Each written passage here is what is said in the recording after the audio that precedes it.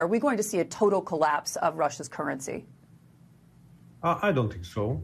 First of all, we should not pay big attention to what's happening today, because, as I know, no official document, neither in the US, nor in the European Union, nor in any other country, member of G7, was published, according to which sanctions are imposed on the central bank. So I assume that today central bank will be fully operational.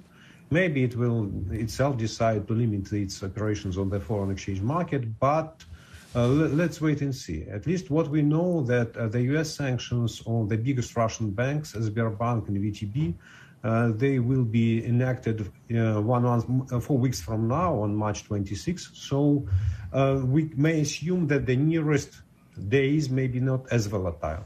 Second, I believe that there is a certain discrepancy between U.S. sanctions and the EU sanctions. For example, the U.S. sanctions are much tougher. The consolidated assets of two biggest Russian banks, Sberbank and VTB, both of which are under sanctions and who will not be able to settle in dollars. But European Union has not sanctioned any bank of this size, and the overall magnitude of EU sanctions here. Sorry, yeah. Just a quick question on that one. I mean, as you say, we don't know what we don't know as of yet, and they haven't made everything clear in terms of those sanctions on Russia's central bank. But when you take a step back and think about the allocation of reserves, when I spoke with the central bank governor last summer, we talked about that $630 billion in reserves. We talked about how the central bank had essentially moved things into euros, moved things into gold in an attempt really to buffer this economy, frankly, against the current sanctions and anything that could come on down the pike. How worrying do you think it is for the central bank that they don't necessarily have access to all of their cash?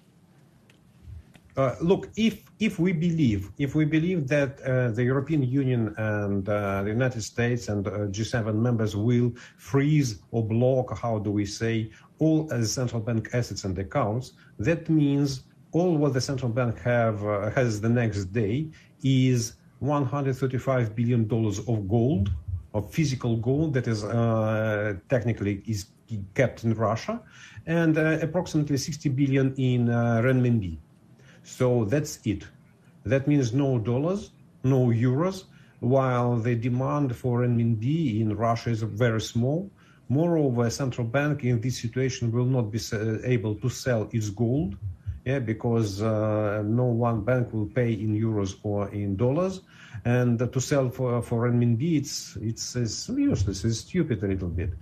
So I think that those sanctions is a radical blow for the central bank reserves, though once again, I emphasize that Russian banks will be able to settle major transactions, if not say all transactions in euros, and that will allow central bank to build a scheme to avoid maybe significant part of the pressure.